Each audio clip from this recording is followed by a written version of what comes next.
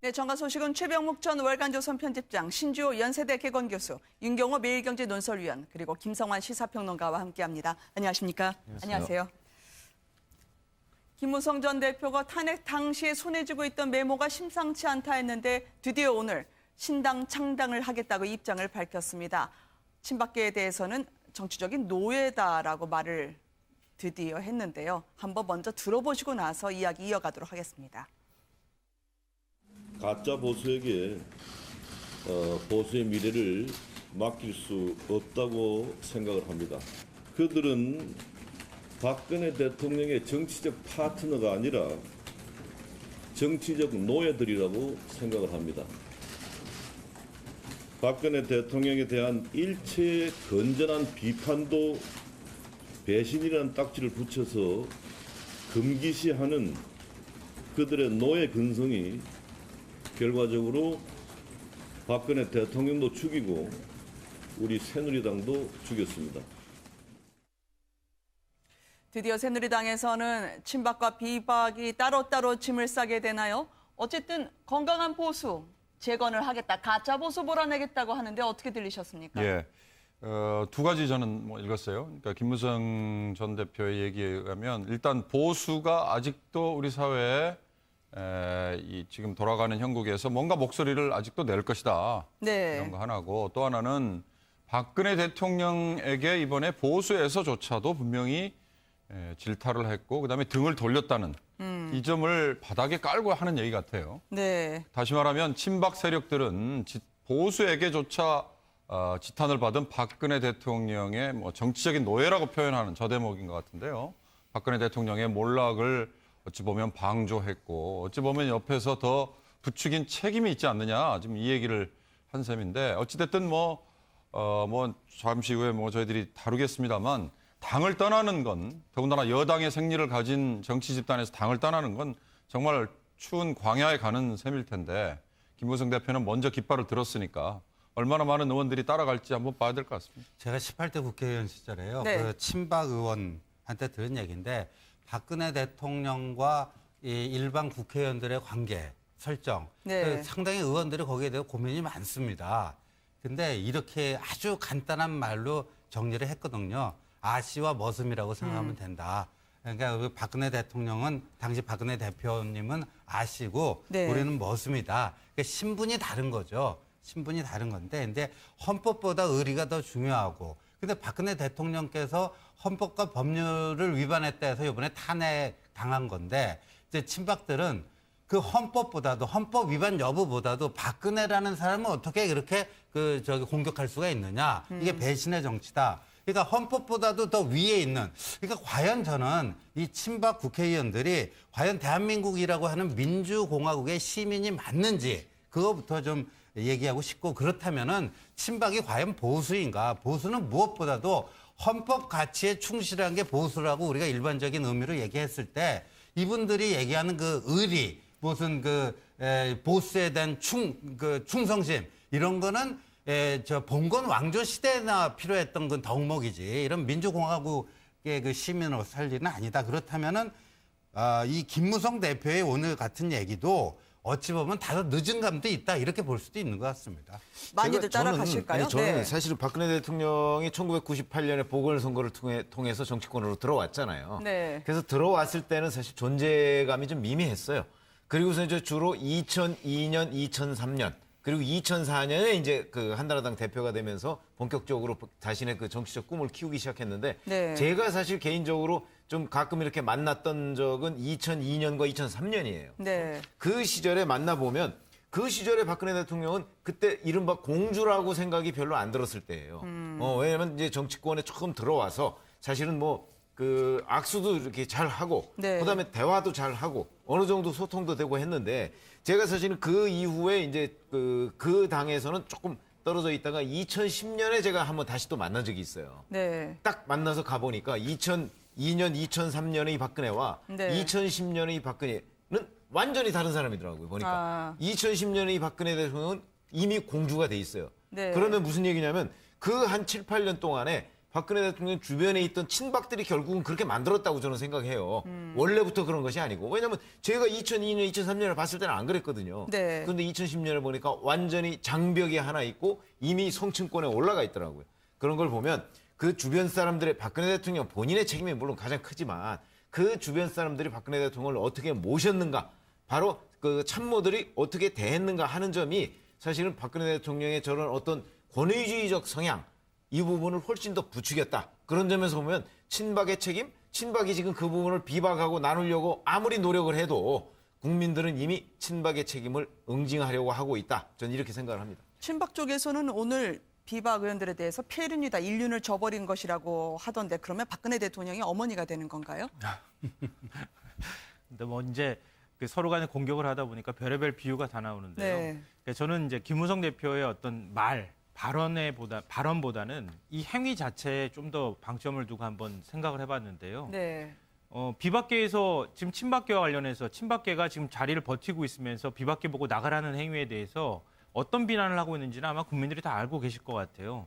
근데 김무성 전 대표가 왜 하필이면 저런 발표를 요 시점에 했을까? 거기에 전 더 주목하고 싶은데요. 네. 이틀 전이었었죠. 비상시국 회의를 열었을 때 당내에 남아있자 아니면은 탈당하자 이런 의견이 팽팽하게 맞섰는데 한 60여 명 의원이 모였는데 20여 명 의원은 탈당하자는 쪽이었는데 김무성 전 대표는 탈당하다고 적극 주장을 하다가 감정이 격앙돼서 자리를 박차고 나갔다더라. 이런 얘기가 지금 들리고 있거든요. 네. 결국 김무성 대표가 그 주장이 사실은 김무성 대표의 탈당 주장이 비상시국회의 비박계 내부에서 받아들이지 않았다는 겁니다.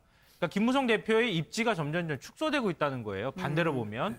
그러니까 유승민 전 원내대표의 주장이 오히려 비박계에서 먹히고 김무성 전 대표의 주장은 오히려 비박계에서 점점 이렇게 작은 목소리로 줄어들고 있는 부분에 대해서 네. 김무성 전 대표가 뭔가 좀 분명하게 얘기를 전할 필요가 있다. 이렇게 갈 경우에 탈당을 할 수도 있다고 하는 김무성 대표의 얘기를 외부에 공개하고 김무성 전 대표의 어떤 그 외부적 위상이나 이런 것들을 좀 높일 필요가 있다. 이렇게 판단을 했을 것으로 거기다 보입니다. 조금만 더 붙이자면요. 어저께 네. 이제 정진석 원내대표가 사퇴를 하지 않았습니까? 네. 새누리당 당헌 당규에 입각하면은 일주일 내로 뽑아야 되니까요. 다음 주 월요일 정도 뽑으면 됩니다. 보통요 꽉 채워서 그 일주일째 되는 날을 뽑고 그랬거든요. 근데 친박계에서요. 네. 이거를 요번 금요일로 선거일을 정해버렸습니다. 그 얘기는 그만큼 비박계가 대응할 수 있는 시간을 뺏어 버리겠다. 그런데 네. 비박계로서는 여기서 굉장히 이제 그 선택에 어떻게 보면 갈림길을 쓴 거죠. 비박계 후보를 내세울 것인가 말 것인가. 근데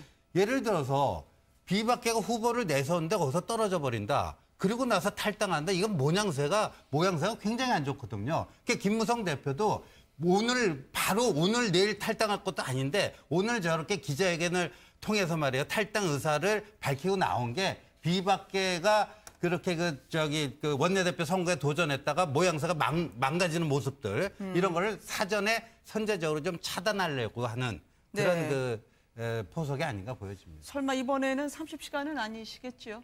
네, 저는 네.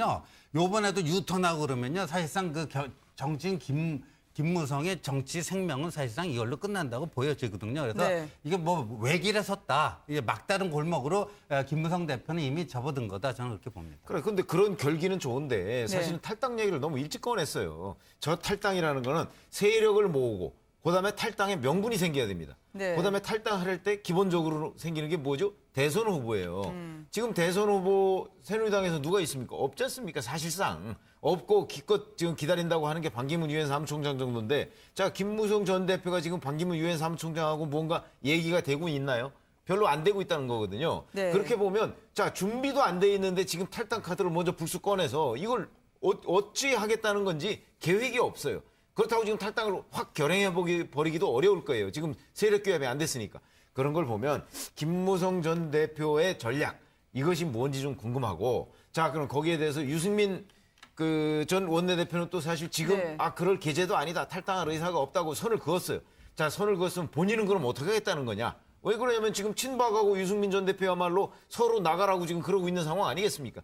그런데 그 상황에서 미리 또 탈당할 생각이 없다고 저렇게 선을 그어버리면 본인의 운신의 폭격신 줄어들거든요. 네. 그래서 역시 이 비박계의 거두라는 두 분의 정치적 전략 부분이 제가 볼 땐 잘 이해가 안 됩니다. 워낙 대선 주자가 분명치 않다 보니까 비박의 결속력이 과연 따라갈까라고 하는 의구심을 갖고 있는 분들이 있어요. 대선 주자가 없는 게 아니라요. 김무성 전 대표가 대선 불출마 선언을 해버렸어요. 네. 본인 스스로가 대선 출마를 해도 모자랄 판에 불출마 선언을 했기 때문에 새누리당에 남아가지고 김무성 전 대표의 입지나 위상이 없어요. 그러니까 어떤 방식으로든 김무성 전 대표는 나가서 판을 만들고 거기에서 뭐 개헌을 통해서 뭔가를 좀 다시 활로를 모색하든 어떤 방식으로든 새로운 길을 찾지 않으면 안 될 수밖에 없는 상황이 돼버린 거고 유승민 전 원내대표의 경우에는 본인 스스로가 아직까지 여러 가능성을 쥐고 있는 상황이잖아요. 네. 자기 스스로가 일종의 카드가 되고 있기 때문에 유승민 전 원내대표는 당내에 어느 정도 버티면서 당에서 입지를 넓혀가는 방식으로 가도 생존의 가능성이 있기 때문에 저렇게 하는 것 아닐까 싶어요, 저는. 이 동상이몽, 김무성, 유승민 미묘하게 다른 거를 알고 있는 듯 갈라놓는 분이 있었습니다. 바로 이정현 대표인데요. 비박계에 대해서 맹비난 퍼부으면서도 유승민 의원 따로, 김무성 전 대표 따로 다른 마음을 드러냈습니다. 한번 보시겠습니다. 지금도 도저히 미워할 수 없는, 아무리 그래도 제가 마음속에 미움이 생기지 않는 우리 김무성 전 대표님이나 거기까지입니다. 유승민 뭐를 포함한 이런 분들이 꼭 잊어서는 안 될 게 하나 있습니다. 본인들이 똑똑한지는 압니다.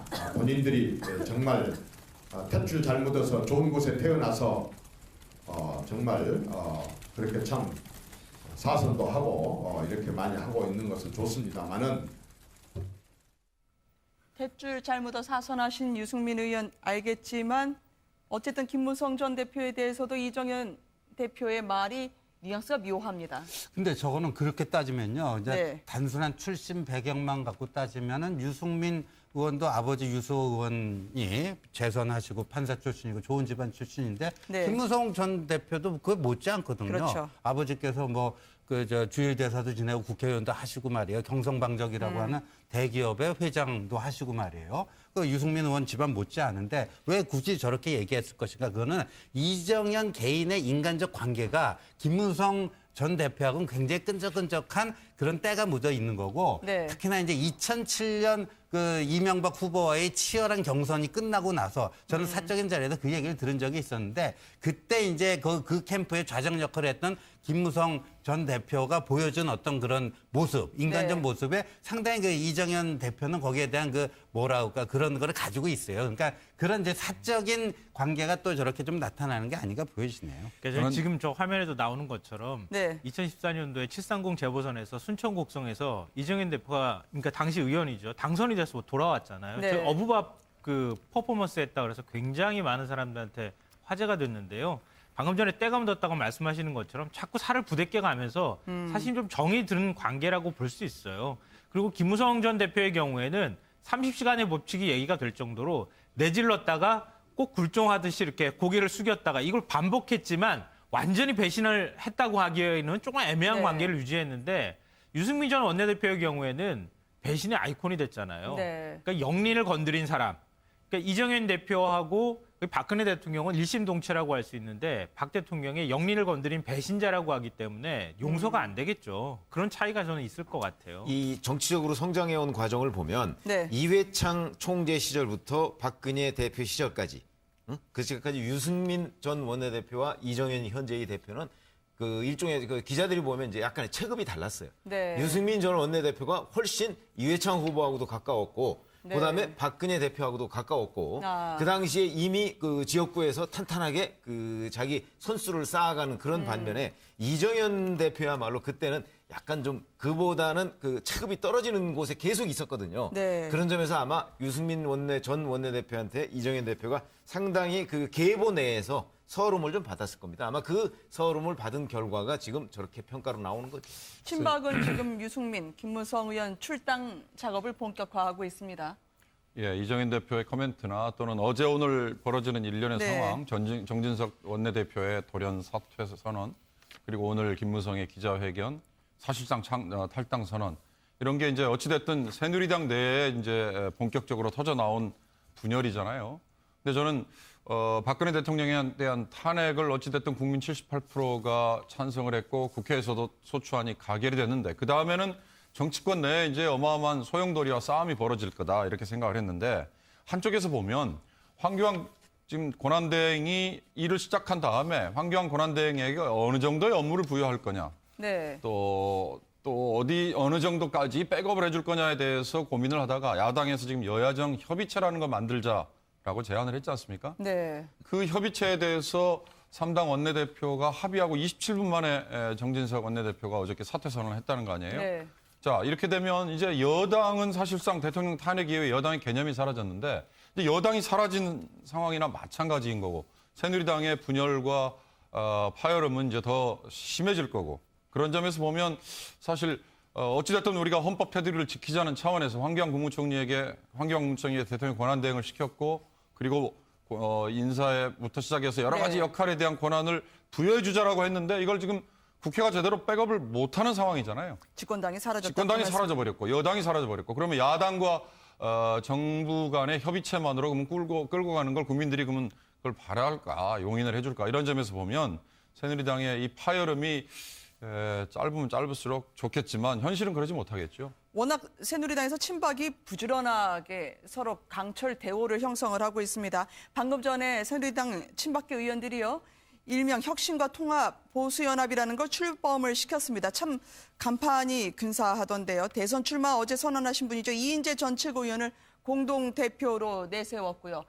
그런데 묘하네요. 오늘 좀 30명 넘게 참석하셨다고 하는데요. 바로 지금 저 장면이 오늘 여의도에서 벌어졌던 장면들입니다. 그런데 친박계가 말이에요. 그 혁신, 통합, 뭐 네. 연합, 뭐 이런 용어를 갖다 썼는데 이제 김무성 대표가 오늘 이제 친박, 네. 이제 뭐 조폭 뭐 비유도 했는데 뭐 그 어법을 따르자면 조폭들이 모여갖고 착하게 살자 결의대회를 하는 뭐 그런 걸로 보일 수도 있는 거죠. 근데 과연 친박이 혁신이라는 얘기를 과연 할 수가 있는가? 네. 그다음에 그다음에 뭐예요? 통합을 얘기할 수 있는가? 계속 뺄셈 정치를 해오지 않았습니까? 뭐 배신의 정치 찍어내고 총선 공천 때 또 누구 찍어내고 계속 뺄셈 정치를 한 분들이 통합을 얘기하고 보수 대연합을 얘기하잖아요. 네. 그러니까 저거는 너무 이제 국민들 수준을 너무 좀 우습게 보고 그런 거 아닌가 싶은데 이제 저게 말이에요. 저는 이렇게 생각해요. 이 많은 사람들의 예측과 달리요. 이렇게 탄핵 안이 통과됐는데도 불구하고 친박이 당권을 안 놓는다. 저는 그럴 수밖에 없다고 봤어요. 친박의 속성이 이 패권주의적 속성이라는 게 그런 거죠. 그러니까 과거에 민노당의 예를 보더라도요. 본인들이 부정 경선해갖고 다 들통이 났는데도 결국 뭐예요? 머리끄덩이 뭐 이런 사건 나고 그래서 오히려 뭐 그때 지금 정의당 쪽 사람들이 오히려 다 걸어 나왔잖아요, 밖으로. 그런 것처럼 패권주의 세력은요, 절대 당권을 그렇게 스스로 이렇게 우리 잘못했으니까 우리 은인자중하고 있을 테니까 당신들이 알아서 해달라. 이런 예가 없습니다. 가신을 자처하시는 걸까요? 지금 서청원 의원의 발언도 나오고 있습니다. 나 포함해서 한 명도 최순실과 아는 사람 없으니 최순실의 남자들 내가 지킬 것이라고 하는데 이제 형님 아우로 챙겨주시는 모양새처럼 국민들은 들리겠어요. 자, 그런데 이제 저렇게 친박들이 모였다고 하지만 자, 오늘 저 자리에 모인 사람들이 그럼 다 핵심 친박이냐? 전 그렇게 보지 않습니다. 이미 네. 친박 세력 또는 새누리당과 친박 세력이라는 사람들은 국민들로부터 외면받은 게 다 입증이 됐어요. 네. 그렇기 때문에 저 자리에 간 것도 그 친박과의 어떤 의리 이런 것 때문에 가신 분들이 상당히 있을 것이고 진짜 나는 친박을 위해서 몸을 바치겠다는 거는 시간이 지날수록 점점 더 숫자가 줄어들 겁니다. 그렇기 때문에 앞으로 친박과 비박 게임이라는 건 사실상 이제 경쟁 관계가 별로 되지 않는 상황이고 네. 왜냐하면 국민들의 지지를 바탕으로 하지 않는 정치 세력이라는 게 존재할 수가 있겠습니까? 그러니까 끝난 것이고 그러나 이제 저는 친박들이 마지막 몸부림이라고는 보는데 네. 저 몸부림이 얼마나 계속할 것인가에 대해서 저는 굉장히 회의적으로 봅니다. 그저께 한밤에 심야회동에서 뭉쳤던 바로 이 자리를 위한 친박 의원들보다는 15명 이상 안 오셨더라고요. 그럼에도 점점 발언은 도를 넘고 있습니다. 친박계 김태흠 의원이요. 오늘 한 라디오 인터뷰에서 이런저런 비유를 하는데 남자가 바람 피면 제일 늦게 하는 게 부인이다. 이거 지금 파장이 좀 있습니다. 한번 들어보실까요? 김태흠 의원의 이야기입니다. 대통령을 가까이 모셨고 무슨 역할을 했다고 해서 최순실을 안다고 하는 건 적절치 않다라고 하는 건데요. 조금 더 자세히 들어보실까요? 예를 들어서 이 공직에서 뭐 이런 속담이 있는데, 아니, 남자가 바람을 피면은 제일 늦게 하는 게 누굽니까? 여자 아닙니까? 부인이요? 네, 부인 그렇고. 제일 가까이 어울리는 친한 사람들만 아는 거지. 네? 이건 지금 공적인 모임에서 있기 때문에, 그렇기 때문에 대통령에 대해서 가까이 모셨고 무슨 역할을 했다 해가지고 예. 최순실을 안다고. 알겠습니다. 이거는 근데 얘기하는 건 지금 이게 뭐 좋지 않죠. 국민 여론에 국민들의 그 민심에 반하는 행동을 한 분들도 여기 꽤 계셔서 국민들의 그 반하는 그런 부분들도 예. 어떻게 보면은 그러면 자기들 나름대로의 소신입니다. 그러니까 말씀하시고자 하는 게 이런 것 같습니다. 박 대통령이 좀 한눈을 파셨다. 그러면 그거는 최순실이나 알지 우리는 몰랐다라는 거였는데요. 예, 저런 얘기가 뭘까요? 그러니까 일종의 노이즈 마케팅을 하자는 건지, 국민들의 시선을 끌겠다고 해서 일부러 저런 어처구니 없는 얘기를 하는지는 모르지만 저는 이걸 기억합니다. 황영철 의원이 얘기했던 최순실의 남자가 처음에는 10명이었다는 거죠. 8명 거론된 사람들 외에 네. 김태흠 의원과 박대출 의원이 포함이 됐었는데 마지막에 2사람 뺐다 이런 얘기를 하더군요. 저는 그 얘기와 지금 김태흠 의원의 얘기가 지금 서로 이렇게 교차가 되고요. 네. 딱 한 말씀만 드리자면 제발 좀 부끄러운 줄 알았으면 좋겠습니다. 네. 네, 뭐 이게 남자가 바람 피면 그 부인이 제일 마지막으로 한다 이렇게 비유를 했는데요. 네. 정말 부적절한 이유가 뭐냐면요. 남자가 바람 피면 지금 이제 그 비유로 들자면 박근혜 대통령이 최순실과 바람을 피고 자기들은 부인이라는 얘기를 하고 있는 거잖아요. 네. 그러면은 그렇게 바람 폈는데 그러면 이혼하면 되잖아요. 이혼 안 하고 있잖아요. 그냥 뭉개고 같이 살겠다는 거 아니에요. 비유 자체가 너무 부적절한 비유인 것 네. 같고요. 저 정도 상태 저렇게까지 지금 국민들이 많이 비토를 하거나 이렇게 하면은 이런 비유를 들 사이에 지금 친박계가 주장하는 것들 보면요. 최순실만 모르면 모든 것이 면죄부를 받는 것처럼 마치 그렇게 주장을 하고 있거든요. 네. 그리고 최순실을 몰랐다는 것 측면에서는 비박계도 그렇고 친박계도 그렇고 박 대통령 도운 건 똑같으니까 우린 다 동렬이다. 이렇게 지금 얘기를 하고 있습니다. 근데 그동안에 친박계 내부에서 진박, 멀박, 짤박, 뭐 골박 이런 거 하면서 자기들끼리 계급 나누고 네. 계급 나누고 난 다음에 맨 안쪽에 있는 사람들 몇몇이 또 계급을 휘두르고 이렇게 하면서 맨 바깥쪽으로 밀어내게 하면서 마지막에 비박을 만들어 놓은 게 누굽니까? 비박 스스로입니까? 아니면 친박계입니까? 친박계가 하고 난 다음에 다 똑같은 사람이야 이렇게 얘기해버리는 것 자체가 제가 볼 때 말이 안 된다고 봐요. 네. 예, 그래서 저런 그 행태는 말이죠. 그러니까 이제 이렇게 봐야 될 것 같아요. 친박은요, 사실상 이 이미지상으로요, 더 이상 망가질 부분이 없을 정도로 이미 좀 망가져 버렸어요. 그러니까 이 지금 비박하고요, 이전 투구, 네. 말이 좋아서 이전 투구지 우리말로 하면 진흙탕 속의 개싸움들 아닙니까? 아니 또 김태흠 의원이 그동안에 보면은 누리꾼들이 좀 공분을 차곡차곡 쌓아두셨던 부분들이 있었네요. 국회 청소하는 용역 아주머니하고 좀 갈등이 있었던 모양이죠. 그러니까 원래 지금 이제 김태흠 의원하고 이장우 의원이 좀 이렇게 막말, 네. 친박 중에서도요, 강성 친박해갖고 이렇게 싫어하는 사람에 대해서 그 막말을 그냥 거침없이 네. 구사하고 그래서 이제 좀 뭐라고 할까요? 그냥 좀 공분을 사고 그랬는데 과거에도 2013년이었죠. 무기계약직 국회 청소 용역하는 청소해 주시는 분들 말이에요. 네. 예, 이게 툭하면 그거를 이제 노동상권 보장해주자 이런 얘기가 나왔어요 국회 내에서. 네. 우리부터가 그 비정규직 이런 그 처우가 열악한 사람들 국회에서부터 그 개선해야 되지 않겠느냐. 네. 그 얘기가 나오니까 그 사람들한테 노동상권 해주면 툭하면 파업할 텐데 그런 걸 어떻게 할 거냐. 뭐 네. 이런 식의. 그러니까 뭐라 그럴까요? 저분들은 이게 국회의원들이라는 게요. 표를 먹고 사는 직업들 아니겠습니까? 그렇다면 이 대중적인 어떤 그 정서, 그들의 열망, 그들의 관심사 누구보다도 예민하게 반응해야 되는데 네. 이 친박분들은 보면요. 그거하고는 좀 동떨어져 있어요. 어떻게 하면 윗사람한테 모시는 보스 박근혜 대통령한테 이쁘게 보여서 공천 받고 그래서 내가 그 지역 좀 유리한 지역에서 공천 받아서 내가 당선되는가. 네. 이쪽으로만 그게 이 안테나가 이렇게 그쪽으로 향해 있기 때문에 저런 발언들이 나오는 게 아닌가 싶습니다. 박사모까지요. 지금 친박 의원들은 이런저런 우리를 지지하는 사람들만 봐도 정권을 내준다 하더라도 잘 뭉칠 수 있지 않을까라는 생각을 설마 갖지 않을 텐데 말이죠. 심지어 어떤 의원, 이정현 의원에 대해서 얘기한 건데요.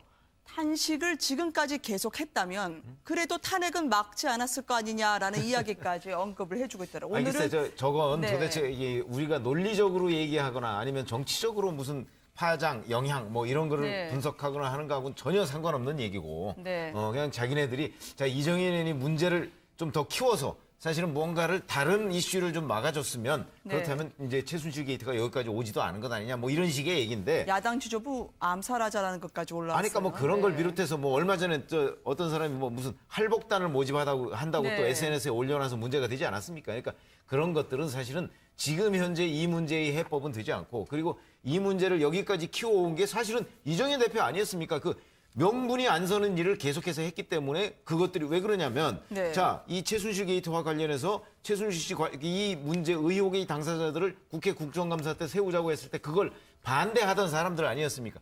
만약에 그때 약간이라도 좀 그 사람들로 해서 뭔가 국정감사에서 좀 진상규명을 하고자 하는 네. 그런 일들이 있었다면 오늘날 이렇게까지 코너로 몰리지 않았을 수도 있어요. 왜냐하면 저는 사실은 이렇게 코너로 몰리게 된 결정적인 계기가 10월 25일 박근혜 대통령의 1차 담화입니다. 네. 거기서 이미 증거는 이만큼 산덩이처럼 나왔는데 거기에 대해서 다 부인하고 이만큼 정도 티끌 정도만 인정을 했잖아요. 네. 그것이 국민들로 하여금 분노를 일으키게 하고 당시에 한 2만 명에 불과하던 걸 100만 명 이상의 촛불로 몰고 온 결정적인 계기가 되지 않았습니까? 네. 그러니까 친박들이 저런 부분에 대해서 지금도 제대로 정신을 못 차리고 있기 때문에 지금까지 우리가 여기서 계속 얘기를 하고 있는데 저런 상황이 현재 이 모습을 볼 때 계속될 것 같습니다. 그런데 말이죠. 친박들이요. 저렇게 국민 정서에 말도 안 되는 저런 그 막말 네. 이걸 하는 이유가요. 선거 국회의원 총선이 지금 코앞에 다가와 있으면요. 하라고 해도 못 합니다. 네. 떨어질까 봐. 그런데 네. 이게 3년 반이나 남았잖아요. 네. 나름대로 그때까지는 어떻게 뭐 해갖고 우리가 다시 복구하고 뭐 하면 뭐 그런 좀 희망이 있는데 그러다 보니까 김태흠 의원 그 막말에 대해서요. 지금 뭐 네티즌들 사이에서는 대통령도 탄핵했는데 말이죠. 국회의원은 왜 탄핵을 못 하느냐. 네. 이런 그 문제 제기들이 꽤 많아요. 근데 우리 그 헌법과 법률에 보면요. 대통령은 국회에서 탄핵할 수 있습니다. 대통령 잘못하면요. 근데 시도지사 그 이런 사람들 있잖아요. 이런 사람들은 주민 소환제가 있어갖고 지금 홍준표 경남지사 같은 경우에 지금 그거 진행 중에 있지 않습니까? 그리고 주민 소환 투표해갖고 끌어내릴 수 있어요. 근데 다만 이 네. 국회의원들은요. 탄핵을 할 수도 없고 그 주민 소환할 수도 없습니다. 예외지대에 있어요. 스스로 그만두지 않는 한 임기 그 꼬박 다 채우게 돼 있습니다. 그래서 지금 제도 개선 요번에 그 촛불 민심 이 광장의 그거를 우리가 제대로 받드는 어떤 의미에서 제도 개선을 해야 되는데 그중에 하나가 국민 소환제를 도입해야 되는 거 아니냐. 국회의원들이 잘못하면요. 그 지역구 구민들이 뭐 해갖고 그 주민 소환 똑같이 하듯이 말이에요. 얼마 네. 이상 이게 요건을 갖춰가지고 국회의원들 중간에라도 국민 소환 될 수 있도록 해야 되는 거 아니냐. 이런 제도를 도입해야 되는 거 아니냐. 이런 얘기까지 지금 나오고 있습니다. 아니 그 안봉근 비서관 같은 경우에 전 비서관이죠. 친박 의원들은 그런 거는 모르시나요? 지금 조응천 당시 비서관하고 안봉근 비서관 사이 보면은 아니 오늘 왜 이렇게 늦었냐 하면 최순실 여사가 그렇게 말도 많이 하고 주문도 많았다라고 하면서 터놓을 거 다 터놓으면서 최순실의 국정농단에 대해서 상당히 많이 이야기가 오갔던 것 같은데 친박 의원들은 과연 몰랐을까요? 그런데 이렇습니다. 그러니까 저 문고리 3인방들의 위력이라는 게 어떤 거냐면요. 제가 이제 그 국회 시절에 직접 여러 번 목격했습니다. 국회 본회의장에 당시 이제 박근혜 대표가 입장을 하면요. 안봉근 씨는요, 수행비서인데 그 안으로 같이 회의장 안으로 못 들어갑니다. 네. 바깥에서 대기해야 되거든요. 근데 바깥에서 그 로텐도홀에서 이렇게 안봉근 씨가 대기하고 있으면요. 친박 의원들 오다 가다 안봉근 씨를 발견하면 그쪽으로 본인들이 먼저 다가가서 굉장히 살갑게 인사도 하고 아는 척도 하고 대화를 나누는 모습을 제가 네. 여러 번 봤거든요. 처음에 그게 너무나 이상해갖고 이해가 안 갔습니다. 그래서 친한 친박 의원에게 물어봤어요. 도대체 왜 국회의원들이 안봉근 씨한테 저런 식으로 가갖고 대하느냐. 그랬더니 저 사람이 전화권을 쥐고 있잖아. 그런 얘기를 네. 합니다. 그러니까 뭐냐면 박근혜 대통령하고 통화를 하려면 반드시 안봉근 씨를 거쳐야 되거든요. 그게 이제 문고리 권력의 그 엄청난 힘인 거죠. 그러니까 사실 친박 의원들 아까 김태흠 의원도요. 뭐 남편 바람 피면 아내가 뭐 부인이 말 맞으면 안다 그러는데 친박 의원들 중에 최순실의 저는 농단을 모르는 사람들도 있었을 수 있겠죠. 그런 점에서는 문고리 3인방이 일반 친박 의원들보다는 훨씬 강력한 힘을 발휘했다고 자, 봐요. 이 김영삼 정부 때 구속된 사람 중에 장항로 전 부속실장이 있었습니다. 네. 장항로 전 부속실장이 왜 구속됐죠? 여기저기에 가서 워낙 봉투, 돈을 많이 받았기 때문인데 그 돈 받게 된 계기가 뭐냐면 YS의 그러니까 김영삼 대통령이 퇴근 후에는 제2 부속실장이 이제 담당이거든요. 근데 그 부속실장으로 맡으면서 거기하고 통화를 하거나 누구 면담을 하거나 관저에서 할 경우에는 장항로 실장이 계속 그걸 다 장악하고 있어요. 네. 그러니까 장항로 실장한테 잘 보여야 되는 거예요. 잘 보이는데 그 당시에는 봉투를 마련해요. 그러니까 장항로 실장이 한 번 가면은 거기를 드나들던 사람들이 그냥 그 장항로 실장 그 곁을 그냥 나올 수가 없습니다. 네. 거기에 100만 원, 200만 원씩 또는 300만 원씩 이렇게 놓고 나와야 돼요. 그래야 다음번에 가면 또 전화 연결도 해주거나 아니면 오늘 저녁에 아니면 내일 저녁에 저 대통령이 시간이 됩니다. 이런 걸 알려줄 거 아니겠습니까? 똑같은 게 안봉근 전 비서관도 바로 그 문고리를 장악하고 있었기 때문에 안봉근 전 비서관은요 국회의원들을 아마 우습게 알았을 겁니다. 알고 국회의원들이 뭐라고 전화하면 안 바꿔주면 그만이에요. 안 네. 바꿔주는 게 꼭 그렇게 안 바꿔주나요? 지금 저 대통령이 아직 안 들어오셨는데 그러면 그만이에요. 그러니까 안봉근 전 비서관한테 잘 보이는 것이 중요하니까 지금 신재우 의원님 말씀하셨듯이 바로 다른 새누리당의 다른 당직자들보다도 안봉근 전 비서관이 더 중요해요. 국회의원들한테는. 지금 특검도 안봉근 전 비서관까지 포함해서 문고리 3인방이 사촌 역할을 했고요. 그리고 최순실 씨가 남편 역할, 그리고 박근혜 대통령을 아내 역할로 보면서 역시 재산까지도 통합이 돼 있었을 수 있다라는 그 측면에서 한번 들여다보겠다라고 이야기를 하더라고요. 뭐 얼마든지 가능한 시나리오라고 볼 수 있죠. 네. 우리가 단적인 예로 보면 박근혜 대통령의 옷, 가방 이런 거 얘기하잖아요. 최순실 지갑에서 네, 그 돈이 돈을 무더기로 꺼내주는 나와서 가지 장면이 않습니까? 우리가 다 목격하고 있는 상황이고요. 네. 과연 박근혜 대통령이 그 박 대통령이 돈으로 최순실한테 돈을 줬을까? 이런 의문이 제기가 되는 거죠. 네. 그러니까 일설에 나온 얘기처럼 박근혜 대통령이 1년에 2억 원 정도씩 옷하고 다른 가방이나 이런 거를 사용하는데 돈을 들었는데 3억 원씩 재산이 늘어났다. 이해할 수 없는 이런 일들이 벌어졌다고 얘기가 되고 있는데요. 그리고 저는 그런 생각도 듭니다. 과연 친박계가 과연 최순실을 몰랐을까? 이거에서부터 지금 다시 얘기가 여기까지 온 거 아니겠습니까? 네. 근데 정말 아무도 몰랐을까? 전 그럴 것 같지는 않아요.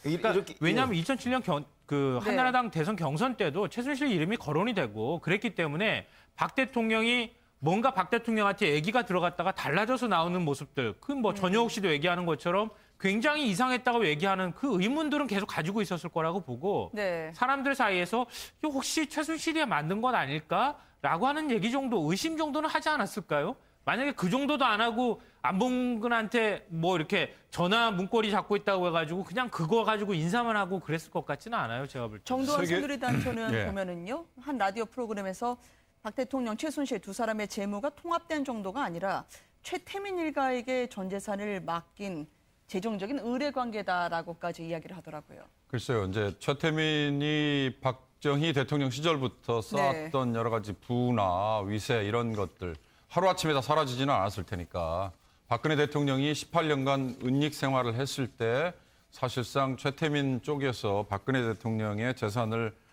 통합 관리하지 않았겠느냐 이런 얘기는 진작부터 나오지 않았습니까? 정두원 의원이라든지 좀 옛날 이명박 캠프에 있었던 분들은 그런 자료들을 많이 확보를 했다면서요. 네. 근데 저는 검찰 내부에서 나왔던 최순실이 남편 역할, 박근혜 대통령이 아내 역할, 또 문고리 3인방은 사촌이라고 그랬나요?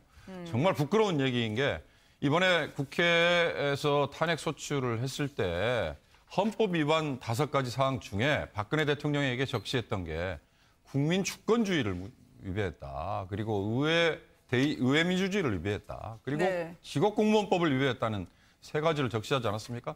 대통령이 그런 식의 생각을 했기 때문에 문고리 3인방으로 비서로 부렸던 공조직에 있었던 대통령을 핵심에서 모셨던 비서관들조차도 민간인 최순실에게 저렇게 절절맸었던 거고 저는 아까 안봉근 비서관의 세계일보 인터뷰의 핵심은 조응천 의원과 나눈 얘기였다면서요.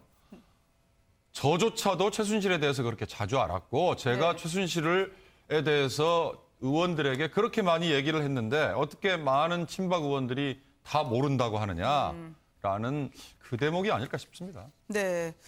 청와대가 가족 기업이었을까? 박 대통령과 최순실 씨 아직까지도 재산을 집단 운영한 공동 운명체라는 이야기에 대해서 증언이 끊이지 않았었습니다. 이야기를 한번 들어보실까요? 윤석진 시사월간지 전 편집장의 이야기입니다. 대통령 재산을 최순실 씨가 도맡아서 전적으로 관리하는 것으로 저희는 듣고 있었고, 다만 저희들이 그 통장을 확인할 길이 없었으니까 박근영 씨가 중간에 미국에 한 1년 가 있었다고 지금 신동욱 씨가 얘기를 해요. 1년 끝난 뒤에 한국으로 돌아왔는데 아파트 한 채를 이렇게 마련해 줬다고 그래요. 계속 헷갈렸다는 겁니다. 이게 언니가 나한테 주는 돈이야, 최 씨 집안에서 주는 돈이야. 지금까지도 자기는 답을 못 풀었다는 거예요. 그래서 나온 얘기가 이미 그때는 최 씨 일가와 박근혜 대통령이 재무가 통합된 상태였다. 네, 의원님. 저게 무슨 얘기냐면 사실은 박근혜 대통령은 자기 개인 재산을 제대로 관리하지 않아요, 원래가. 네. 않기 때문에 사실은 최태민 씨가 박근혜 대통령을 팔아서 박정희 대통령 시절에 이제 재벌로부터 돈을 많이 뺏어다가 쓴 것이고, 네. 그다음에 이제 80년대 유경재단에서도 유경재단의 실질적인 영향력을 행사해가면서 거기서도 돈을 상당히 빼갔을 것으로 지금 그런 주장들이 많이 있잖아요. 네. 거기다가 영남대 재단이 있지 않습니까? 영남대 재단에는 또 최태민 씨 자기 아들이죠. 그러니까 최순실 씨로 따지면 의붓 오빠죠. 네. 그 조순재 씨라는 사람을 영남대가 넣고서 거기서 또 여러 가지 부정을 저질렀다는 거 아니에요. 네. 그런 의혹도 상당히 있는데, 그러면서 사실은 최태민 씨 일가가 박근혜 대통령을 이용해서 굉장히 축제를 많이 해요. 네. 그런데 박근혜 대통령은 거기에서 제대로 본인이 거기서 일부를 본인이 떼갔다든가 이런 건 없어요. 없는 걸로 보여요. 그렇게 보면은 최태민 씨 일가가 이제 그렇게 하고 박근혜 대통령의 여러 가지 공사적인 일들을 도와주는 거예요. 심지어는 네. 1998년 그 보궐선거 때도 돈을 대주지 않습니까? 선거 자금을. 그런 걸 보면 재무가 통합된 상태다. 저거는 상당히 그럴듯한 시나리오에 있는 것은 맞다. 그러나 네. 이제 그 부분을 특검이 확인을 해야 되겠죠. 근데 이렇게 되면요, 권력무상을 굉장히 느낍니다. 심각한 네. 문제가 생기는데, 그동안에 최순실 씨와 관련돼 있는 여러 의혹들이 있잖아요. 최순실 씨가 갖고 있었던 플레이그라운드부터 시작해서 여러 이제 회사들, 그리고 최순실 씨가 독일이나 한국에다가 만든 여러 회사들, 네. 이런 게 재무가 갖고 같은 주머니를 썼다 그러면은 박근혜 대통령 주머니이기도 하거든요. 그렇게 되면 상황이 굉장히 심각해지는 겁니다. 그러니까 저렇게 되질 않길 바라지만, 만약에 특검이 수사를 해서 저런 부분이 만약에 나온다 그러면은 박 대통령의 혐의가 훨씬 더 무거워지지 않을까 싶어요. 지난 2007년에 이런 박 대통령과 최태민 일가의 관계를 폭로했던 김회호 목사가 오늘 기자회견을 가졌습니다. 권력무상이네요. 친박뿐만 아니라 비박에도 할 말이 있다라고 이야기를 했습니다. 권력자의 가방을 빼앗아 들려있던 사람들이 있는데, 그렇게 와주십사 안달복달하더니 이제 와서는 민주투사가 됐다는 이야기입니다. 근데 저에게는 2012년에 저런 얘기가 적용될 수 있는데요. 네. 2012년에 이명박 정권 말기에 한나라당의 지지도가 떨어지고 그러니까 박근혜 당시 그 국회의원에게 전권을 주겠다, 비상정권을 주니까 비대위를 맡아달라 해갖고 박근혜 비대위가 출범해갖고 거기서 공천이 이루어지는데요. 이른바 말로는 개혁공천인데 저도 그때 공천 탈락의 비운을 맛봤습니다만, 네. 이렇게 칼날을 휘두르니까요. 그때 이른바 이제 친이계 비박계라는 사람들도 어떻게든 나는 좀 살아봐야 되겠지 하고요. 그쪽에 여러 가지 구명 활동을 하고 했습니다, 사실. 네. 그래서 그중에 또 살아남은 사람들이 일부 있고요. 그런데 이제 김혜호 씨는 비박이라고 해갖고 다 면죄부가 있는 건 아니다. 그러니까 또 그런 식으로 박근혜 그 체제의 부당함을 알면서도 거기서 또 살라고 그쪽으로 줄대고 한 사람들 또 있는 거 아니냐. 네. 또 그런 지적을 하는 것 같아요. 참 이런 권력 5년을 더 하겠다고 이제 많은 주자들이 대선 레이스에 시동을 걸고 있는데요. 워낙 문재인 전 대표의 턱 밑까지 치받았던 이재명 시장이 너무 잘 나갔을까요? 문재인 반대 스크럽, 우산에 한번 들어가 보자라고 했다가 친문, 친노라고 하는 분들이 일제히 너무하신 거 아니냐면서 반발하고 있습니다. 저게 정확한 표현은 반문연대를 만들겠다 이렇게 표현한 건 아니고요. 같은 네. 우산을 쓰자 이런 식의 이제 표현을 한 것으로 제가 알고 있는데, 어찌됐든 의미상으로는 그렇게 해석이 됩니다. 그러니까 오히려 네. 발언한 사람보다 우리가 의미를 해석할 때 그렇게 의미 해석이 됐기 때문에 그건 발언한 사람의 발언이 잘못된 것일 수도 있는 거고요. 안희정 지사, 정청래 전 의원 할 것 없이 일제히 이 견제의 한 방일지 모르지만 오늘 가만히 있지 않았어요. 그러니까 이재명 시장, 저는 이재명 시장이 정치를 아는 사람이라는 생각이 드는데요. 네. 그동안에 쭉 이렇게 이 촛불 전국 내에서 인지도를 높이고 지지율이 올라가고 난 다음에 좀 네. 어느 정도 지지율이 올라왔잖아요. 올라오고 난 다음에 세력 문제를 거론하기 시작했고 본인이 뭔가의 한마디를 던지고 난 다음에 지금 야권의 대선 주자나 이런 사람들이 막 출렁출렁 하잖아요. 이런 식으로 뭔가 화두를 끌고 갈 수 있다고 하는 것만 해도 사실은 굉장히 정치에 대해서 나름대로 감각이 있는 것 같다 이런 생각이 그런데 듭니다. 이번에는요, 저거 명백한 실수라고 제가 보는 게 우리가 이제 이런 말이 있잖아요. 사람이 잘 나갈 때 조심해야 된다고요. 이재명 시장이 최근에 너무 잘 나갔거든요. 이렇게 뭐 하루가 다르게 말이에요. 지지율이 그냥 수직 상승을 한 거 아닙니까? 근데 이럴 때 좀 본인이 자중자애하면서 한마디를 정확하게 했었어야 되는데 이게 뭐 머슴, 뭐 박원순, 안희정, 김부겸, 나 이렇게 넷이서 우리 머슴끼리 뭐 한번 머슴 연합을 만들어 보자. 그러니까 어디 라디오 인터뷰하는데 그럼 문재인 전 대표는 왜 빼느냐 그랬더니 거긴 1등이지 않느냐. 네. 그럼 이게 뭐예요? 1등 빼고 2, 3, 4, 5등 해가지고 연합을 해갖고 거기서 단일화를 하면 지금 자기 압도적 2등 아닙니까? 그럼 본인이 해가지고 4대 1로 해갖고 한번 문재인 무찔러 보겠자. 이 얘기뿐이 안 되잖아요. 그런데 물론 이제 선거 전략으로 속으로 그런 거 생각하는 건 정치인으로서 당연한 건데 적어도 밖으로 말을 뱉을 때는요. 그게 어떤 대의 명분이 있고 시대 정신을 투영한 그런 얘기가 돼야 되는 거 아닙니까? 네. 예를 들면 문재인 전 대표가요. 왜 이렇게 새로운 대한민국을 얘기하면서 이 헌법 개정 문제는 그렇게 그냥 소극적이 반대하느냐. 나는 그렇지 않다. 문재인 당신이 현상 유지를 바란다면 나는 이 현상 타파를 바란다. 그럼 이런 개헌을 바라는 우리끼리 그런 사람끼리 한번 모여보자. 이건 명분도 있고 또 네. 나름대로 그런 것들이 만들어지면 현실적인 힘을 발휘할 수도 있고 그런 거 아니겠습니까? 그런데 1등 빼놓고 2, 3, 4, 5등 다 뭉치자? 이게 뭐예요? 저는 근데 좀 네. 생각이 다른데 자, 이재명 성남시장이 이번에 프레임을 잘 설정했다고 봅니다. 무슨 얘기냐면 어차피 더불어민주당에서 문재인 전 대표를 이길 사람은 현실적으로 별로 없어 보여요. 자, 그런데 더불어민주당에서 그러니까 문재인 대 문재인 아닌 사람 네. 이쪽으로 지금 프레임을 설정해놓고 그리고 본인이 먼저 반문연대는 물론 본인이 얘기한 건 아니에요. 언론에서 붙여준 이름이지. 본인이 다른 사람들과 같이 하겠다 이렇게 얘기하는 거는 이쪽에 문재인을 반대하는 사람 쪽이 본인이 선두주자이다 네. 하는 거를 내외에 공표하는 효과가 있는 거예요. 저게. 그러니까 네. 앞으로 기자들이 이제 기사를 쓰든가 뭐 이렇게 더불어민주당 내 세력 구도를 기사로 쓸 거 아닙니까? 그런 때 보면 항상 문재인 대 이쪽에 반문 다른 후보들 이렇게 쓰는데 그중에 이재명 성남시장을 맨 첫 번째로 쓰게 될 거예요. 왜 그렇게 쓰게 되냐면 바로 이런 프레임을 이재명 성남시장이 먼저 만들어놨기 때문이에요. 그런 점에서 보면 선점 효과, 반문연대의 선점 효과가 있었다고 봅니다. 본인이 그걸 노리고 그것 때문에 이제 일부 반발이 있어서 본인이 저렇게 지금 해명도 하고 그러지만 네. 저런 식의 얘기를 지금 젊은 층이나 또는 야당 지지자들이 저는 좋아한다고 봅니다. 속칭 그럼 넉살 저 좋게 넘기셨는데요. 이재명 시장의 네. 저 얘기를 듣고 떠오르는 생각이 이재명 시장이 과연 민주당 내 경선에 끝까지 참여를 할까? 아니면 어느 시점에는 튀어나가서 제3당을 만들어서 본선에 끝까지 가보지 않을까? 왜냐하면 지금 이인재법이 엄연히 있지 않습니까? 당내 경선에 뛰어들면 나중에 불복하고 뛰어들지 못하잖아요. 네. 그러니까 지금 저는 역설적으로 이 이재명 시장이 반문, 나머지 문재인 빼고 나머지 사람들은 뭉쳐보자 이 얘기는 본인이 지금 당내에 그만큼 지지 기반이 없다는 거를 얘기한 게 아닐까 이런 생각이 좀 들었어요. 저는 이재명스럽다는 말을 이제 붙여줘야 되겠다는 생각이 네. 드는데요. 이재명 시장이 이렇게 진중하게 뭔가 고민하고 뭐 하는 모습을 보이면 안 어울릴 것 같아요. 그러니까 예전에 노무현 전 대통령도 사실 그런 모습이 잘 안 어울렸거든요. 네. 그러니까 공통점이 굉장히 많은데 그 뭐 시간이 짧으니까 나중에 이제 또 얘기할 기회가 있을 것 같고요.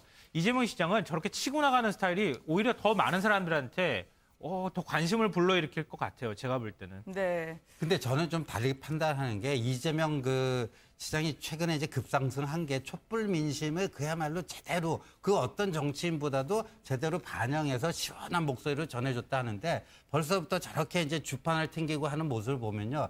제가 봤을 때는 앞으로 저거로 인해서 일정 정도 이제 정체 답보 현상을 걷지 않을까 보여집니다. 그러니까 그렇게 네. 인기가 올랐던 게 지금까지는 이재명 시장이 낮은 지지율 때문에 책임질 수 있는 영역도 작았잖아요. 네. 그러나 이제 뭐 18%까지 올랐다고 하니까 18%의 지지율에 상응하는 책임을 져야 되니 한마디 한 거에 대해서 당장 이렇게 반박이 들어오는 걸 아마 본인이 여실히 느꼈을 겁니다. 점점 더 숨가 빠질 것 같죠. 이제 이런저런 견제구가 많이 들어올 테니까 말이죠. 이제 대선 주자들 여러 군데에서 약진을 하는데 또 친박에 대해서는 특히 자민련 되지 않을까라는 식의 우려 섞인 시선도 있었습니다. 진짜 자민련, 정치 내공을 내가 보여줄게라고 얘기하신 분이 있었습니다. 바로 김종필 전 총리인데요. 조금 전에 지금 나오고 있는 문재인 전 대표 한마디 하고 넘어가려고 합니다. 부인 김정숙 씨 그렇게 문지방 달토로 광주를 간다고 하는데 그렇죠? 그래도 이재명 시장하고는 이 여론전에서 보면 많이 밀렸거든요. 그러니까 지금 4개월째 조용히 그 광주에 가서 문재인 전 대표 일종의 선거운동이죠. 네. 그걸 하고 있다고는 하는데 우리가 이 정치 현장에서 보면 사실 부인의 역할이라는 게 굉장히 중요합니다. 그렇죠. 그러나 부인의 역할이 그 실제 후보를 대체할 수는 없거든요. 네. 그런 걸 보면 광주와 문재인 전 대표의 인연 또는 악연이라고 하는 것들이 있지 않습니까? 바로 지난 4.13 총선 때도 자 호남이 나를 지지하지 않으면 정계 은퇴하겠다고 얘기하는데 그 부분에 관해서 실제 호남이 지지하지 않는 거로 드러났어요. 여하튼 저 선거 결과는. 그런데 네. 그 부분에 관해서 아무런 해명 없이 조용히 기다리겠다. 호남이 변할 때를 기다리겠다. 이런 식으로 얘기했지 않습니까? 그 부분에 관해서 제가 보기에는 김정숙 씨가 아무리 저 광주에 가서 저 남편을 변호한다고 한들 네. 결국은 저 매듭은 문재인 전 대표가 풀어야 한다. 바로 근데 그 그거죠. 부분에 어떻게 풀지를 지금 현재 문재인 전 대표는 계산이 안 선 것 같아요. 아직 전공법으로 하기에는 이른 시간이라 사모님 그렇다고 보내신 생각하는 건가요, 것 일명? 같습니다. 네. 그런데 그러니까 아주 핵심이 지금 부인은 그 보완제는 될 수 있어도 대체제가 될 수가 없어요. 네. 그러니까 저렇게 하면 조금씩은 나아질지 모르겠지만 근데 문재인 대표가 이번에 이제 그 탄핵 전국에 있어서도 보여준 게 오락가락 리더십 아닙니까? 그 이재명 시장한테도 이제 이렇게 턱밑까지 그 추격을 당하고 한 게 그 문재인 리더십이 과연 뭔가 하는데 저는요 그 노무현 대통령의 정치적 후계자가 이제 네. 이제 문재인이다 그런데 저는 문재인과 노무현은 상당히 다르다. 이 스타일과 기질, DNA가 상당히 다르다. 정치인 노무현은 과감하게 던질 때 던지면서 모험을 하면서 그 속에서 또 극적으로 다시 부활하고 뭐 하는 뭐 이런 그 모습이 있었는데 지금 문재인 전 대표의 모습은 뭐냐면 지금 개헌 반대하는 모습도 그렇고요. 뭐 이렇게 자신이 그 지금 여론조사 1위 이제 탄핵 뭐 빨리 이제 헌재에서 인용되면 조기 대선되면 가장 그 근접해 있는 거 아닙니까? 네. 그거 지키는데 좀 이렇게 좀 그 급급해하는 모습 이런 모습이 그 문재인의 어떤 지지율을 박스권에 가둬두고 있는 건데 암만 부인이 뭐 일주일에 한 번이 아니고 일주일에 두 번씩 가도 그 문제가 근본적으로 그 해결되지 않는 한 부인의 노력만으로 저게 그 호남권의 지지가 해결될 수 있는 문제는 아닌 것 같습니다. 근데 오락가락 리더십은 문재인 전 대표 측에서는 아니 상황이 바뀌어서 워낙 좀 진중한 성격이시라 강하고 독한 카드 내가 그렇게 자제하려고 애쓴 거다라고 항변하지 저는 않을까요? 그게 맞을 것 같아요. 솔직히 말씀드리면 그게 맞을 그래요? 것 같긴 한데요. 왜냐하면 1위 후보라고 하는 부담감이 되게 컸을 거예요. 특히 이제 이렇게 여권에 대한 비판 여론이 높은 상황에서 야권의 1위 후보다 이렇게 하면 조금만 움직여도 대권욕 때문에 그런 거 아니냐 이런 오해를 받을 수 있을 거란 생각이 뭐 들었을 것 같은데요. 김정숙 여사 보낸 건 어떻게 생각하세요? 근데 이게 그 광주의 호남의 민심이라는 게 사실 굉장히 그 문재인 대표한테 그 바라고자 하는 호남의 민심은 믿음을 좀 달라고 하는 걸 거예요. 네. 좀 우리가 믿을 수 있게 해다오라고 하는 거였는데 그동안에 상처도 제대로 보듬지 못했고 믿음을 주는 데에도 좀 실패한 것 같아요. 그러니까 국민의당 안철수 전 뭐 대표의 경우에도 마찬가지인 것 같고요. 그러니까 지금 호남에서는 마땅히 믿음을 갖고 누군가에게 확실하게 뭔가를 기대고 이럴 사람이 필요한데 그런 사람이 보이지 않는다는 거죠. 네. 그러니까 돌아오지 않는 호남 민심을 지금 문재인 전 대표가 가서 그렇다고 막 뭐 공세를 편다고 해서 금방 돌아올 것도 아니니까 좀 낮은 데에서 좀 넓게 좀 만나 들어가면서 그러면서 좀 여론을 바꿔보려고 하는 그런 이제 전략이 숨어 있었던 거 그러니까 아닌가 싶어요. 이 얘기가 네. 맞는 게 2002년에 저 호남에서 사실은 90% 이상을 노무현 후보한테 몰아줬어요. 네. 그래서 자 우리는 노무현 후보가 비록 부산 출신이지만 우리는 저 정권은 김대중 정권의 그 연장선이다 이런 식으로 생각하고 해줬는데 네. 자 노무현 대통령이 되자마자 대북 송금 특검법 뭐 이런 거 했죠. 그렇죠. 그러니까 거기서 한번 배신을 당했다고 생각을 해요. 그다음에 2006년 지방선거가 되니까 그 문재인 전 대표가 부산에 가서 이 정권이 부산 정권인데 왜 부산에서 안 도와주냐고 그랬어요. 청와대 있을 그때 때였죠. 네. 호남 정서는 아니 이 정권이 왜 부산 정권이냐고 생각을 했을 거예요. 그래서 배신당했다 이렇게 생각할 거 아닙니까? 네. 그리고 각종 인사에서 호남 사람들은 차별받았다고 생각해요. 노무현 정부 때. 자 그러면 뽑아줬더니 우리를 배신했다 이렇게 생각하는데 그 부분에 관해서 자 그러면 자 다시 뽑아줬을 때 배신 안 한다는 무언가 안전장치가 있어야 할 거 아니냐 생각을 하는 거예요. 지금 호남 사람들은 그 부분에 관해서 책임감 있는 걸 보여주지 않았어요. 문재인 전 대표가. 그런 점에서 여전히 불신의 벽이 깊고 네. 그래서 호남 사람들은 다시 이번에 이재명 성남시장이 뜬다고 하니까 자 그럼 이재명 성남시장 쪽으로 다시 눈길을 주는 거예요. 이 주는 게 어디까지 갈 것이라는 것 뭐 그건 명확하게 누구도 단정할 수 없지만 네. 여하튼 현재의 국면으로 보면 문재인 전 대표한테는 속았던 것이 속았다고 생각을 하고 있고 네. 그것이 이재명 성남시장 쪽으로 지금 눈길을 돌리는 단계다. 이렇게 네. 파악하시면 됩니다. 참 여러 주자들이 각계 약진을 하고 있는데요. 반세기 넘는 정치 내공을 갖고 있다고 하시는 분, 일명 테크니션으로 불리는 김종필 전 총리, 그리고 귓속말을 서로 잘 하시던데요. 정진석 의원 간에는 지금 마음속에 김종인, 반기문 두 분을 염두에 둔 것 같습니다. 위기관리 능력을 발휘해야 하는데 아무리 둘러봐도 김종인 전 대표밖에 눈에 안 보인다. 이 충청도권에 있는 의원들 불러서 하신 그분이 누구였을까 했더니 김종인이었다는 거 아닙니까? 저걸 정진석 원내대표가 왜 얘기했는가 저는 사실 참 의아합니다. 그러니까 모르겠습니다. 지금 귀국을 앞두고 있는 반기문 유엔 사무총장을 JP가 열심히 미는 거에는 뭐 이미 드러나 있었고요. 반 총장이 네. 지난 5월에 왔을 때 JP하고 일부러 만났던 장면도 연출을 했으니까 서로가 필요로 했던 건데 김종인을 언급했던 건 설사 김종인을 그 당시에 언급했더라도 복기를 해보면 박근혜 대통령에 대한 탄핵 이전에 네. 박근혜 대통령이 이선에 후퇴를 하고 이른바 거국 내각 총리 또는 뭐 책임 총리 이런 카드가 거론이 됐을 때는 김종인이라는 분이 맡을만 했을 것 같다. 네. JP가 그런 취지에서 얘기를 했다면 뭐 동의할 수 있지만 단지 김종인이라는 정치 지도자가 하나 있다는 걸 띄워주기 위해서 이런 얘기를 했다면 그건 별로 먹히지 않을 것 같아요. JP 하면요. 네. 대표적인 내각제론자 아닙니까? 그렇죠. 그러니까 그때 민자당 YS하고 YS 대통령 만들기에 앞장섰을 때도 YS 대통령 되면 그다음에 내각제 개헌하자고 그랬는데 YS한테 그 어떻게 보면 김종필 총리 입장에서 보면 배신당한 거예요. DJP 때 그 DJ 대통령 되면 내각제 개헌하자. 두 번째 DJ한테 배신당한 거예요. 네. 근데 저분은 내각제에 대해서 굉장히 엄청난 신념을 갖고 있거든요. 그쵸. 그래서 단순한 거국 내각 총리로서 김종인 의원을 지명한 게 아니고 그 플러스 이 내각제 개헌 있잖아요. 네. 이런 거 하는데도 김종인만큼 강단 있는 사람이 없어 보이더라. 그다음에 이제 김종필 총리는 반기문을 어떻게든지 이렇게 만들어 보려고 하는 거 아니에요. 그러니까 네. 뭐 이제 내각제 비슷한 이제 분권형 대통령제 하면요. 그러면 반기문하고 짝 지어줄 때 굉장히 괜찮은 그 짝이 김종인이 될 수 있겠다. 네. 이런 판단도 하고 있는 게 아닌가 보여주고 정진석 전 원내대표는 그런 거를 일부러 이제 이렇게 공개를 하면서 분위기 잡고 있는 게 아닌가 보여집니다. 그러고 보면 과거에 정진석 원내대표, 전 원내대표인데요. 반기문 총장 만났을 때 이렇게 귓속말로 이야기하면서 뭔가 밀담을 나눈 듯한 모습이 많이 포착되기도 했었어요. 그러니까 하나로 모아지는 거예요. 반기문. 네. 그러니까 JP가 그동안에 반기문 유엔 사무총장에 대해서 확실한 믿음 주고 뭐 대선 출마 나올 것 같고 또 지지한다는 의사 표명했잖아요. 그 공개적으로. 네. 그렇기 때문에 그런 JP가 왜 김종인을 얘기했을까? 여기에 이제 키가 숨어 있을 것 같은데요. 결국 저는 굉장히 여러 가지 이제 고단서를 쓰시는 분이라 아직 정치 구단의 마음을 뭐 다 읽을지는 모르겠지만 김종인 전 대표가 이 지금 새누리당으로 갈 수 없는 반기문 유엔 사무총장의 길을 넓혀줄 수 있는 역할을 할 수 있을 거다. 아마 그런 네. 기대를 하지 않았을까 싶어요. 지금 이제 개헌을 고리로 움직이든 간에 결국은 비문연대든 어떤 방식으로든 제3지대를 지금 넓히는 작업을 김종인 전 대표가 할 거거든요.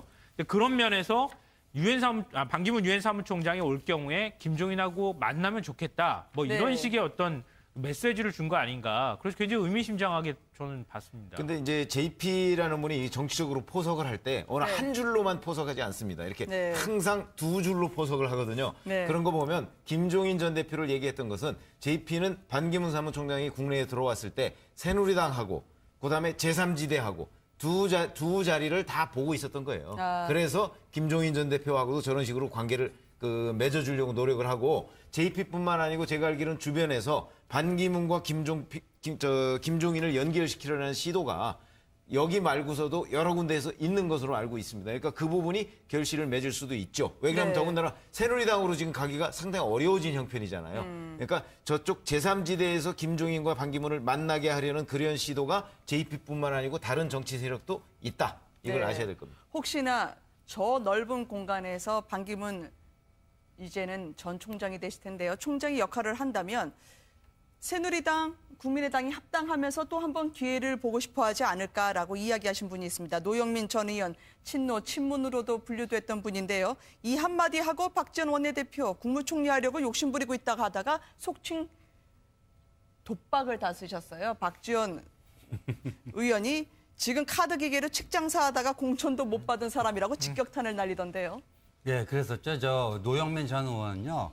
문재인 전 대표의 핵심 측근 중에 핵심 중에 핵심이라고 얘기되는. 근데 지난번에 출판 기념회 때 막 카드 그냥 그게 해가지고 그놈의 카드 몇 장 때문에 공천도 못 받고 이렇게 이제 됐는데 그래도 지금 아직까지도 문재인 전 대표가 대통령이 되면 저분이 아마 제가 볼 때는 청와대 정무수석이나 그 이상으로 갈 만한 그런 분인데 저렇게 얘기를 해버렸잖아요. 근데 저는 노영민 전 의원의 그 마음이 이해가 가요. 그러니까 그러니까 국민의당을 새누리의 이중대로 만들고 싶은 거죠. 그렇게 함으로써 야권의 대표 주자는 우리다. 이 선명성을 확보하고 야권의 대표성을 확보하면서 국민의당을 상대적으로 이렇게 위축시키고자 하는 그런 의도에서 저는 얘기가 나왔는데 역시 박지원 원내대표가 그 카드 건 하니까 다 또 아픈데 찌르네요. 근데 지금 노영민 의원이 우리 신재호 전 의원이 말씀하시기를 문재인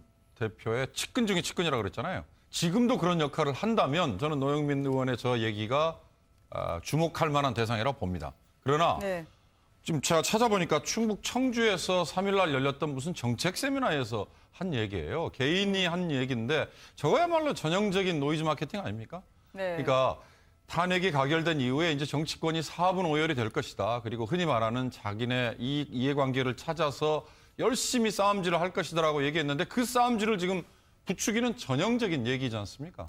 그러니까 저기 합치겠다는 새누리당과 국민의당, 새누리당이 주체가 뭔지 그거부터 좀 먼저 따져보는 게 좀 필요할 것 같아요. 박지원 원내대표가 공개적으로 이거 음해다라면서 불쾌감을 드러냈었는데요. 참 대선을 불과 코앞에 앞둔 것처럼 정가는 오늘도 진지하게 싸웠습니다. 함께해 주신 여러분들과 오늘 이야기 나눴습니다. 고맙습니다. 거든요. 아씨와 머슴이라고 생각하면 된다.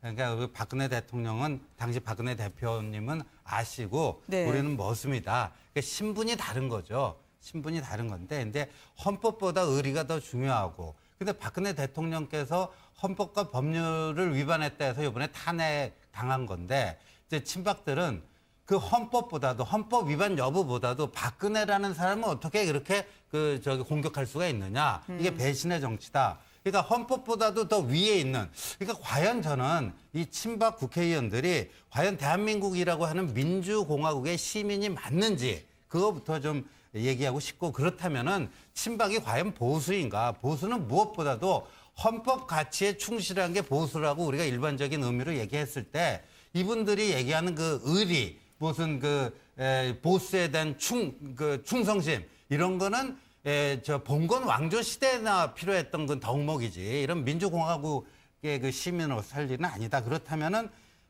이 김무성 대표의 오늘 같은 얘기도 어찌 보면 다소 늦은 감도 있다 이렇게 볼 수도 있는 것 같습니다. 많이들 따라가실까요? 저는 사실 박근혜 대통령이 1998년에 보궐선거를 통해서 정치권으로 들어왔잖아요. 그래서 들어왔을 때는 사실 존재감이 좀 미미했어요. 그리고서 이제 주로 2002년, 2003년 그리고 2004년에 이제 한나라당 대표가 되면서 본격적으로 자신의 정치적 꿈을 키우기 시작했는데 제가 사실 개인적으로 좀 가끔 이렇게 만났던 적은 2002년과 2003년이에요. 그 시절에 만나보면 그 시절에 박근혜 대통령은 그때 이른바 공주라고 생각이 별로 안 들었을 때예요. 왜냐하면 이제 정치권에 처음 들어와서 사실은 그 악수도 이렇게 잘 하고 네. 그다음에 대화도 잘 하고 어느 정도 소통도 되고 했는데 제가 사실은 그 이후에 이제 그 당에서는 조금 떨어져 있다가 2010년에 제가 한번 다시 또 만난 적이 있어요. 네. 딱 만나서 가보니까 2002년, 2003년의 이 박근혜와 네. 2010년의 이 박근혜는 완전히 다른 사람이더라고요. 보니까 2010년의 이 박근혜 대통령은 이미 공주가 돼 있어요. 네. 그러면 무슨 얘기냐면 그 한 7, 8년 동안에 박근혜 대통령 주변에 있던 친박들이 결국은 그렇게 만들었다고 저는 생각해요. 원래부터 그런 것이 아니고. 왜냐하면 제가 2002년, 2003년을 봤을 때는 안 그랬거든요. 네. 그런데 2010년을 보니까 완전히 장벽이 하나 있고 이미 성층권에 올라가 있더라고요.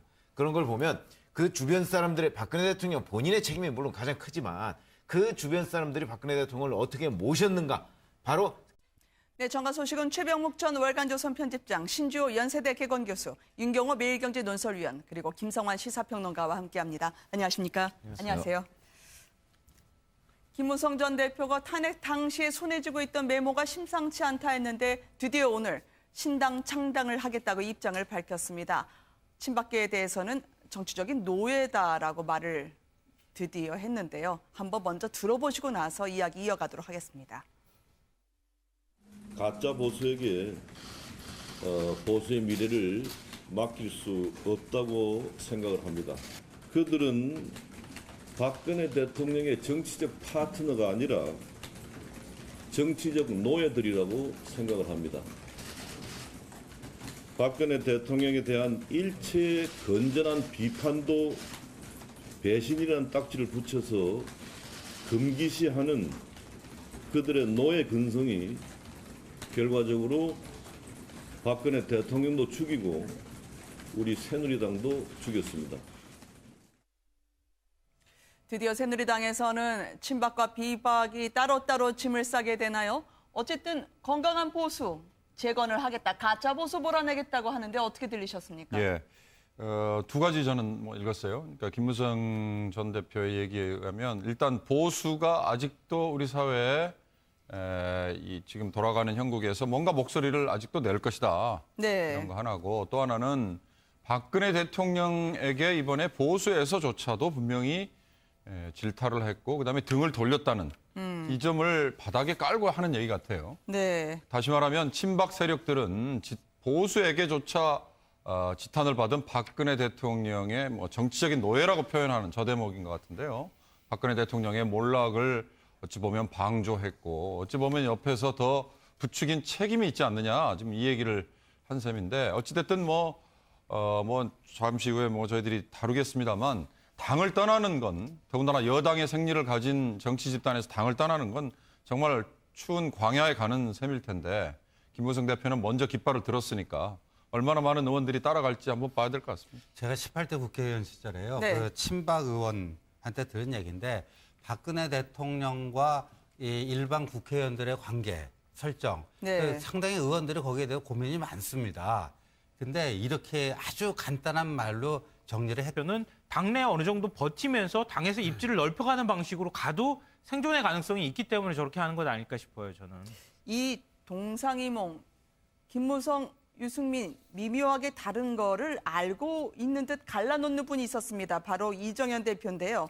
비박계에 대해서 맹비난 퍼부으면서도 유승민 의원 따로, 김무성 전 대표 따로 다른 마음을 드러냈습니다. 한번 보시겠습니다. 지금도 도저히 미워할 수 없는, 아무리 그래도 제가 마음속에 미움이 생기지 않는 우리 김무성 전 대표님이나 거기까지입니다. 유승민 를 포함한 이런 분들이 꼭 잊어서는 안 될 게 하나 있습니다. 본인들이 똑똑한지는 압니다. 본인들이 정말 탯줄 잘 묻어서 좋은 곳에 태어나서 정말 그렇게 참 사선도 하고 이렇게 많이 하고 있는 것은 좋습니다만은 탯줄 잘 묻어 사선하신 유승민 의원 알겠지만 어쨌든 김무성 전 대표에 대해서도 이정현 대표의 말이 뉘앙스가 묘합니다. 근데 저거는 그렇게 따지면요. 이제 네. 단순한 출신 배경만 갖고 따지면은 유승민 의원도 아버지 유소 의원이 재선하시고 판사 출신이고 좋은 집안 출신인데 네. 김무성 전 대표도 그거 못지 않거든요. 그렇죠. 아버지께서 뭐 주일 대사도 지내고 국회의원도 하시고 말이에요. 경성방적이라고 하는 대기업의 회장도 하시고 말이에요.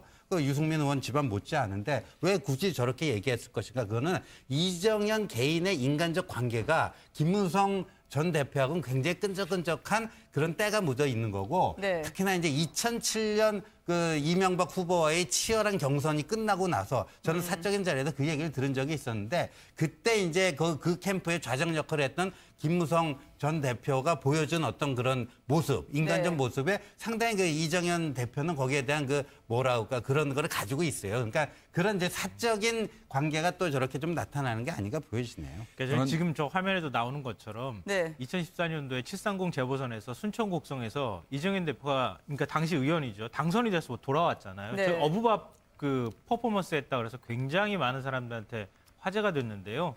방금 전에 때가 묻었다고 말씀하시는 것처럼 자꾸 살을 부대껴 가면서 사실 좀 정이 드는 관계라고 볼 수 있어요.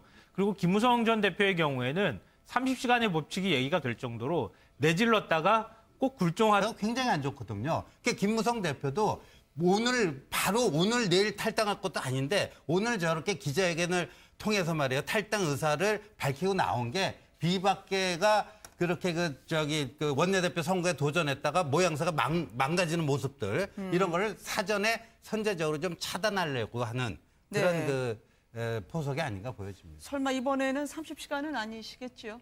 네, 저는 네.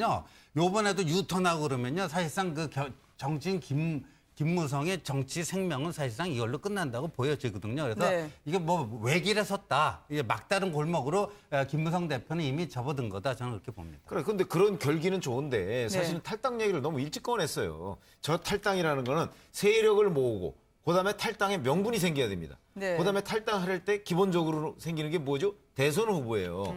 지금 대선 후보 새누리당에서 누가 있습니까? 없지 않습니까? 사실상 없고 기껏 지금 기다린다고 하는 게 반기문 유엔 사무총장 정도인데 자, 김무성 전 대표가 지금 반기문 유엔 사무총장하고 뭔가 얘기가 되고 있나요? 별로 안 되고 있다는 거거든요. 네. 그렇게 보면 자, 준비도 안 돼 있는데 지금 탈당 카드를 먼저 불쑥 꺼내서 이걸 어찌 하겠다는 건지 계획이 없어요. 그렇다고 지금 탈당을 확 버리기도 어려울 거예요. 지금 세력 규합이 안 됐으니까. 그런 걸 보면 김무성 전 대표의 전략 이것이 뭔지 좀 궁금하고 자, 그럼 거기에 대해서 유승민 전 원내대표는 또 사실 지금 그럴 계제도 아니다. 탈당할 의사가 없다고 선을 그었어요.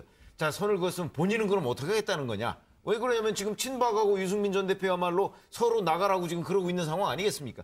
그런데 그 상황에서 미리 또 탈당할 생각이 없다고 저렇게 선을 그어버리면 본인의 운신의 폭이 훨씬 줄어들거든요. 네. 그래서 역시 이 비박계의 거두라는 두 분의 정치적 전략 부분이 제가 볼 땐 잘 이해가 안 됩니다. 워낙 대선 주자가 분명치 않다 보니까 비박의 결속력이 과연 따라갈까라고 하는 의구심을 갖고 있는 분들이 있어요. 대선 주자가 없는 게 아니라요. 김무성 전 대표가 대선 불출마 선언을 해버렸어요. 네. 본인 스스로가 대선 출마를 해도 모자랄 판에 불출마 선언을 했기 때문에 새누리당에 남아가지고 김무성 전 대표의 입지나 위상이 없어요.